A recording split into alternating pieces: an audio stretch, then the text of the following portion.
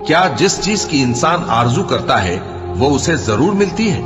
سو آخرت اور دنیا تو اللہ ہی کے ہاتھ میں ہے، اور آسمانوں میں بہت سے فرشتے ہیں جن کی سفارش کچھ بھی فائدہ نہیں دیتی مگر اس وقت کہ اللہ جس کے لیے چاہے اجازت بخشے اور سفارش پسند بھی کرے۔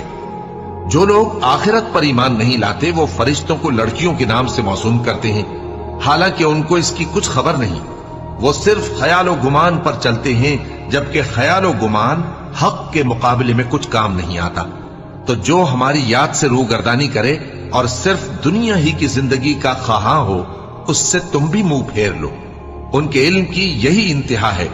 تمہارا پروردگار اس کو بھی خوب جانتا ہے جو اس کے رستے سے بھٹک گیا، اور اس سے بھی خوب واقف ہے جو رستے پر چلا۔